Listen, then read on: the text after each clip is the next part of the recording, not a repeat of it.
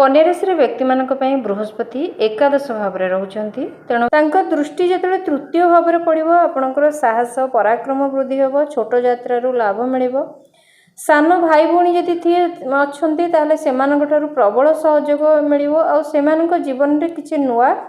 सेमाने feel करिवे सेमाने career हो किंबा कोनोसी क्षेत्र रे सेमानक जीवन रे सेमाने उन्नति करिवे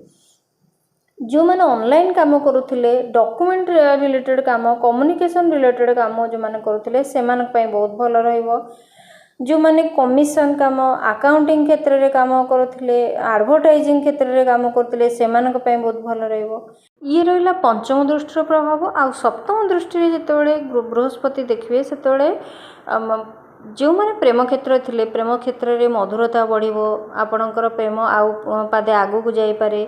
अर्थात विवाह पे कथबार्ता करा जाई पारे किंबा जो मैंने सिंगल थिले सेमानक जीवन में कई नूतन व्यक्ति आसी पारंती शिक्षा क्षेत्र में बहुत शुभ सफलता मिलिबो जो मानकर रिजल्ट बारिया पे थिला जो माने एडमिशन करिया पे चाहूले सेमानक पे बहुत भल रहिबो संतान भाव एठी मजबूत रहउची बृहस्पति दृष्टि जो माने नवदंपति थिले सेमानकु संतान लाभ होई पारे बहुत दिन जे संतान ठारू वंचित थिले सेमाने संतान लाभ करिवार सुजोग पाई पारंती संतान पाई किंबा संतानर क्यारियर रे बहुत गुड़े उन्नति आपण ए समय देखिबे ता क्यारियर उन्नति आड़क जीव उन्नतिर शिखर पहुँचब सबु क्षेत्र में पंचम भावर सबु क्षेत्र में आपको सफलता मिल शेयर मार्केट रे जदि पैसा लगाउछंती ट्रेडिंग रे जदि पैसा लगाउछंती लॉटरी रे ए सब क्षेत्र टिके रिस्क जिनस रही तेणु बिना जातक परामर्श पैसा लगातुनी किंतु गोचर रे जेहेतु बृहस्पति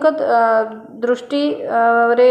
पंचम भाव अच्छी तेणु ये राहु स्थिति जदि आपण जातक भल थी ताले किछि परिमाण फाइनेंशियल प्रॉफिट भी आपन को मिल पारिबो।